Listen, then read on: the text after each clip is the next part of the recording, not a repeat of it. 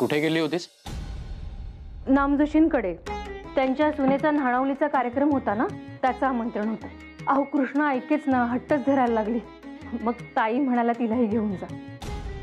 म्हणून त्या एवढ्याशा पोरीला या अशा वेडगळ कार्यक्रमाला घेऊन गेलीस का?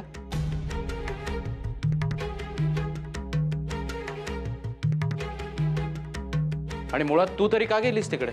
न्हाण आल्यावर मुलीला मखरात बसून पूजा करायची रीतच आहे. त्यात हे असं चिडायला काय झालं? हेच, हे असे रीतीभातींना कवटाळून बसलात तर समाजात सुधारणा कधी होणार? आणि तुम्ही मारे त्या मुलीला मखरात बसवतायत, पण तिला कळतंय का काय चाललंय, कशासाठी चाललंय? नाही मला सांग ना, तुला तरी समजलं होतं? शिबाई, हे काहीतरीच काय विचारणं झालं तुमचं? यात संकोच करण्यासारखं काही नाहीये. साधा सरळ प्रश्न विचारला मी. तुझा जेव्हा हा कार्यक्रम झाला होता तेव्हा तुझ्या मनात काय होतं? अहो भीती, धास्ती, असुरक्षितता. घाबरून गेले होते हो मी. सगळं काय सुरू झालंय, हे काय चाललंय याचा थांग पत्ता लागायच्या आतच आजूबाजूच्या बायकांना निरोप धाडला गेला होता. मुळात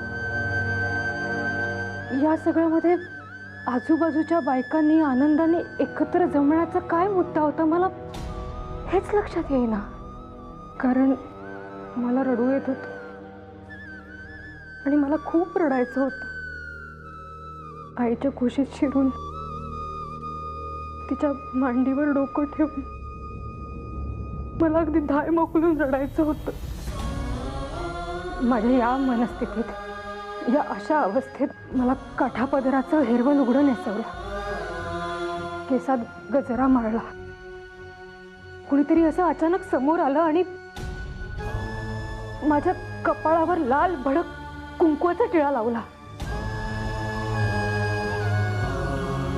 हे सगळं काय होतंय, हे काय घडतंय, काय चाललंय याचं काही म्हणून पत्ता लागेना. काहीतरी अभद्र घडे. या धास्तीने छाती अगदी तडपून गेली होती. आणि दुसऱ्या दिवशीपासून काय, अमुक तमुक सारी बंधनं सुरू. परपुरुषाशी संवाद साधायचं नाही, उमराबाहेर धावायचं नाही, हे नाही करायचं, ते नाही करायचं. मग मला सांग, तुला स्वतःला ती गोष्ट रुचली नाही तरी तू इतरांच्या कार्यक्रमाला गेलीस आणि सोबत त्या तान्या पोरीला घेऊन गेलीस. हो, पण मी सुद्धा एवढीच लहान होते की हे असंच मला देखील काही कळत नव्हतं. म्हणून काही रीतभात पाळायची नाही असं आहे का? जसं मला समजत गेलं तसं तिलाही कळेल. पुन्हा तेच मूर्खपणाच्या पद्धती आहेत या सगळ्या, ताबडतोब बंद झाल्या पाहिजे. जग कुठे चाललंय आणि आपण काय करतो या मूर्खपणाच्या पद्धतीमध्ये अडकून बसलो म्हणून हे परकीय लोक आले आणि आपल्यावर राज्य करतायत. अक्षरशः अडाणी समाजाचं प्रतीक, बाकी काही नाही. अहो काहीतरीच काय बोलताय? मला सांग, कृष्णाच्या प्रश्नांची काय उत्तर देणार आहेस तू? हे असे संस्कार करणारे येणाऱ्या पिढीवर आपण? कृष्णा, बाळा, कृष्णा, काय बाई हा राग काढायचा? ती पोर घाबरली ना. अहो अहो, हे घ्या. सावकाश, किती जीवाला त्रास करून घ्यायचा तो. सावकाश. अजून थोडं पाणी घेता का?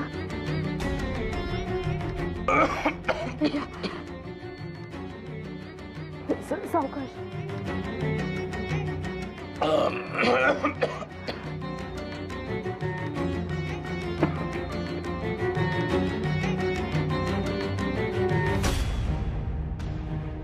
द्वारका नायकाने गोकुळात गोपिकांचा गोपालकाला करून सोडला ही पुराणात द्वापार युगातली गोष्ट झाली.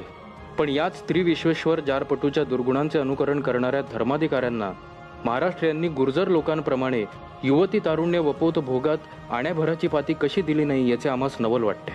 त्यामुळे संतापलेल्या धर्मनिष्ठांना कालिदासाने भगवान श्रीकृष्णास जाराग्रणी म्हटले असल्याची आणि मोरोपंतांनी वनपर्वात त्याची शीनल म्हणून संभावना केली असल्याची आठवण करून देण्यात आली. वाचा गोळे, हे काय लिहिले वाचा.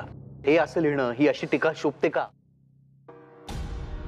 काय माझा तेच.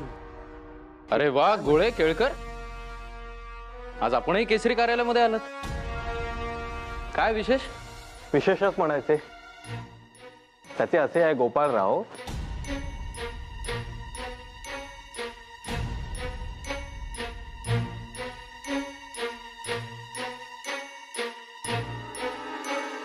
दीनानाथ,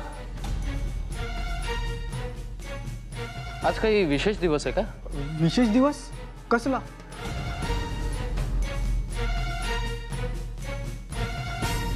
मौन पाळण्याचा.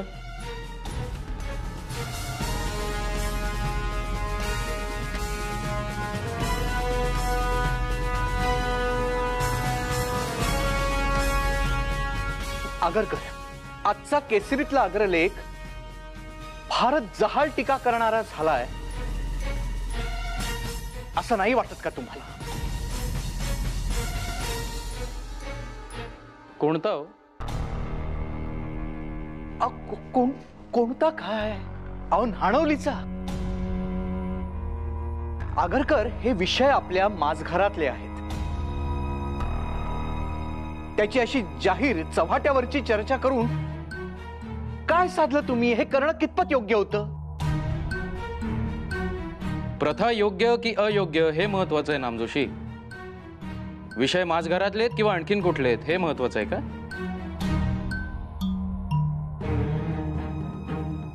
बरं मान्य, पण मग आपल्या धर्मावर, चालीरीतींवर, दैवतांवर हे असे कठोर शब्दात आसूड ओढायचे?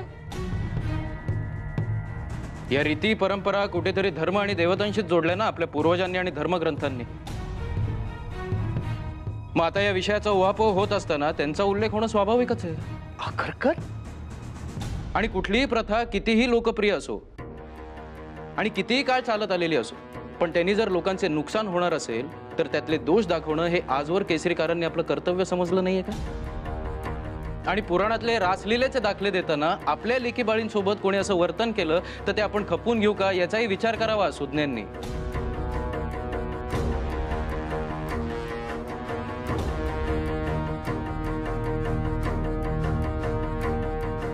आणि तोही जर त्यांना करता येत नसेल तर त्यांना विचार करायला प्रवृत्त करणं हे संपादक म्हणून माझं कर्तव्य असं मी समजतो.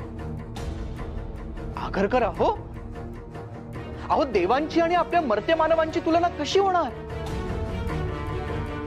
बरं ठीक आहे, देवांचा पक्ष मी नाही लढवत, त्याचा तो समर्थ आहे तो बघून घेई. माझं पामरानं त्याबद्दल काय बोला. धन्यवाद. अहो पण शास्त्री बुवा, तुम्ही त्यांच्यावरही टीका केली. काय लिहिलंय तुम्ही अग्रलेखात आगरकर? शास्त्री बुवांनी नव्या पंथाच्या लोकांवर, त्यांच्या विचारधारेवर, वर्तणुकीवर खरपूस टीका करून जुन्या लोकांकडून वाहवा मिळवली. हे लिहिलंय तुम्ही? काय चुकीचं लिहिलंय मी? हो सांगा ना. जे वास्तव आहे तेच लिहिलंय ना. चूक किंवा बरोबर हे व्यक्तिसापेक्ष आहे आगरकर. शास्त्री बुवा आपले सहकारी होते, तुम्ही त्यांच्या विरोधात शब्दांचे बाण डागले. सहकारी होते म्हणून त्यांची प्रत्येक गोष्ट मला मान्य असायलाच हवी हा अट्टास नाहीये नामजोशी. आगरकर,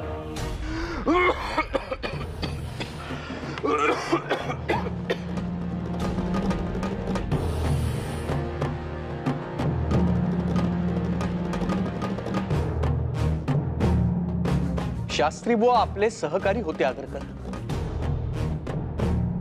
आपल्याच वर्तुळातल्या माणसावर अशी जाहीर टीका करणं योग्य आहे का आगरकर? अगदी योग्य. उलट मी तर म्हणतो आपल्या सहकाऱ्यांची मतं जर आपल्याला पटत नसतील तर त्यांची जाहीरपणे चर्चा व्हायला हवी. असं अजिबात होता कामा नये की आपणच आपल्यामध्ये गटबाजी करतोय.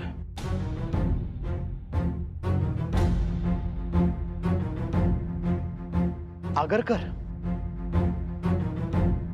तुमच्या या लेखाची बाहेर जनमानसात तर तीव्र प्रतिक्रिया उमटेलच, आणि आता त्याला तोंड देण्याची तुम्ही पूर्ण तयारी ठेवा. शिवाय बळवंतरावांचं या सगळ्या बाबतीत काय मत आहे हे देखील तेवढंच महत्वाचं आहे. आणि हो, हा विषय आता कार्यालयाच्या बाहेरच नाही तर कार्यालयातही वावटं उठवल्याशिवाय राहायचा नाही.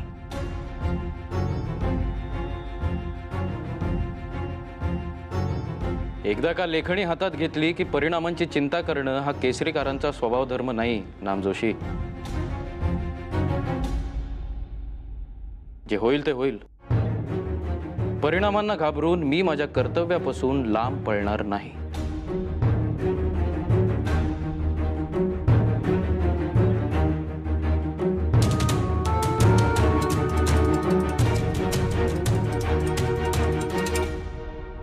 हो बरोबर नाही. हो तुम्ही हे वाचलत का? केसरीकारांनी हे अशा पद्धतीने आपल्या धर्मावर रीतीभातींवर आसूड ओढलंय. हे तर मला काय पटलं नाहीये बुवा.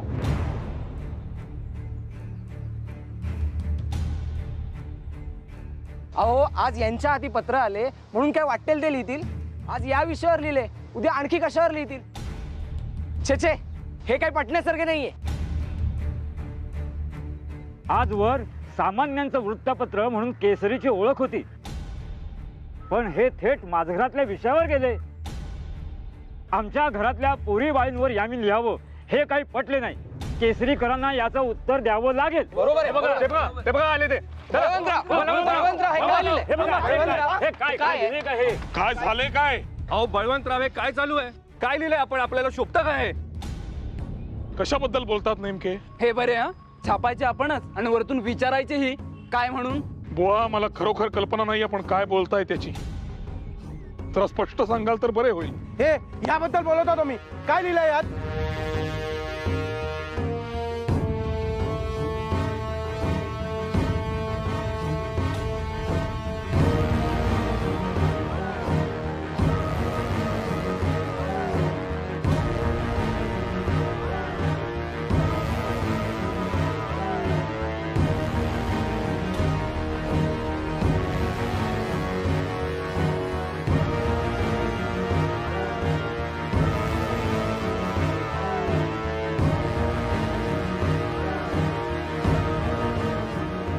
आम्हा सर्वसामान्यांच्या रीतीभाती धर्म यांच्या संरक्षणासाठी केसरी बांधील आहे असे आम्हास वाटत होते. केसरीतून कधीही काही वावगे छापले जाणार नाही असे आम्हाला वाटत होते. नाणावली सारख्या पिढ्यानपिढ्या चालत आलेल्या परंपरेची ही या अशा शब्दात निर्भत्सना करणं शोभतं का केसरीला? आणि काय तर म्हणे नाणवलीची मिरवणूक नाही तर झेंड. एक वेळ नाणवलीची मिरवणूक काढू नये असे सुचवले असते तर मान्य, परंतु तसे न करता त्या निमित्ताने धर्म आणि भटजी याच्यावर शाब्दिक तलवार उपसून संस्कार काढून टाकण्याबाबत जो लेख प्रसिद्ध केलाय तो आमच्या संस्कृतीवर हल्ला आहे. काय हो, बरोबर की नाही? अहो ऋतुप्राप्ती होणे हा जसा शरीराचा एक स्वाभाविक धर्म आहे, तसेच चांचल्य आणि अपस्वार्थीपणा हे मनाचे धर्म आहेत.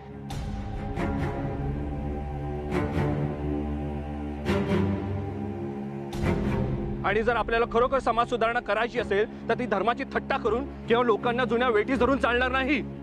सावधपणानं आणि त्यांच्या कलानं या सुधारणा घडवायला हव्यात. बोला, सांगा, याचा जबाब द्या. कसला गोंधळ चाललाय हा? बोला बळवंत, याचा जबाब आहे का तुमच्याकडे?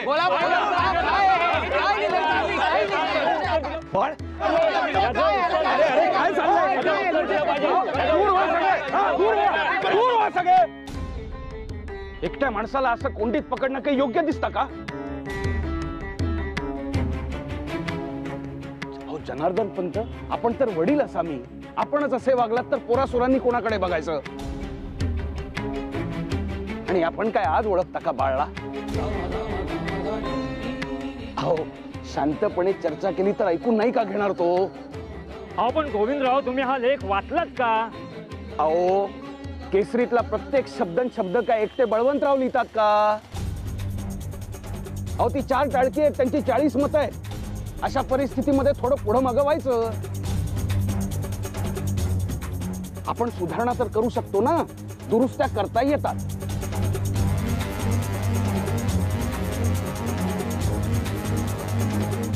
आणि मला सांगा, आता कित्येक सद्गृहस्थ आपली धोत्र सोडून पाटलोणी घालायला लागलेच आहेत की नाही? अहो पण पेहरावातील बदल आणि रीतीभातीतील बदल यात काय फरक आहे की नाही?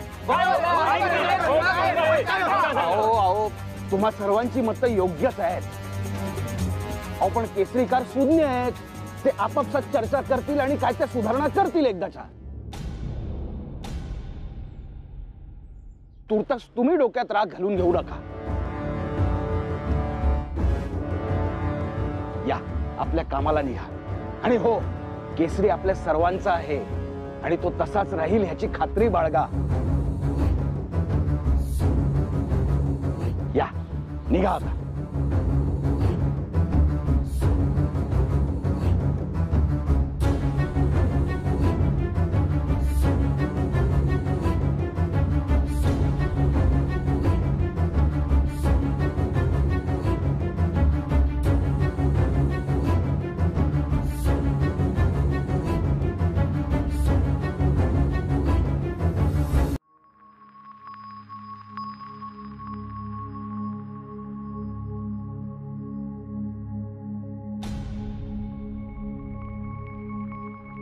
या बळवंतराव, आपटे आणा. हा आजचा अग्रलेख वाचला का तुम्ही? काय मत आहे तुमचं या जहाल अग्रलेखाबद्दल?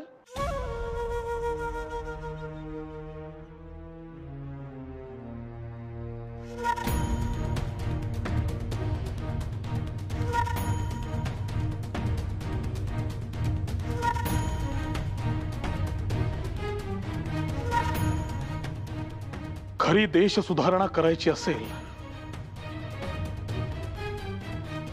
तर कुठल्या तरी एकाच गोष्टीचा प्रसार व्हावा असे म्हणणे भाबडेपणाचे.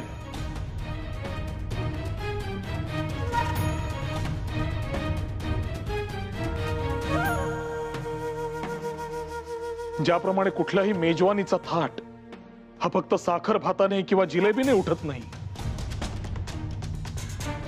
त्याला चटणी कोशिंबिरीची डावी बाजू असावी लागते, भाज्या आमटीचा झटकाही असावा लागतो. त्याचप्रमाणे देश सुधारणेला सुद्धा सगळ्या गोष्टींचा हातभार लागणं आवश्यक आहे.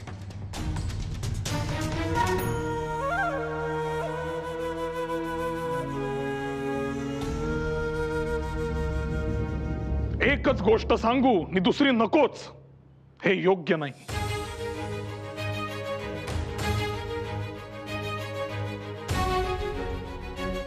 खऱ्या देश सुधारणेसाठी सगळ्या गोष्टींचा ज्ञान प्रसार होणं अत्यावश्यक आहे.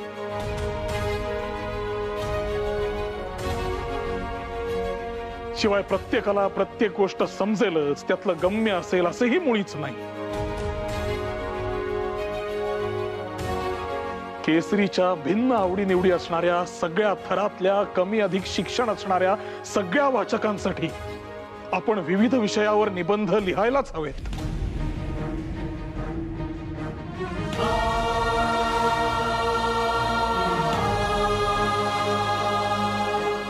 पण म्हणून उपचाराचा तो कडू काढा थेट वाचकाच्या घशात उतरवावा असा अर्थ होत नाही.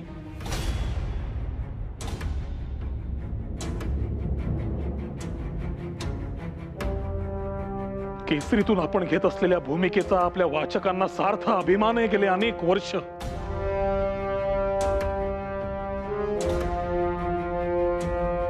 आपण जे काही छापू ते सुधारणेच्या बाजूने असेल, त्यात वावगे किंवा अनाठाई काहीही नसेल असा त्यांचा आपल्यावरचा विश्वास आहे.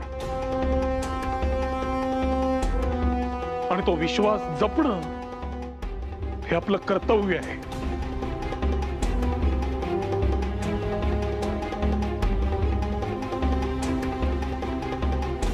त्यामुळे जर या अशा विषयांवर लेख लिहायचे असतील तर त्यात छापली जाणारी मते ही आपल्या सगळ्यांना माहीत असायला हवीत.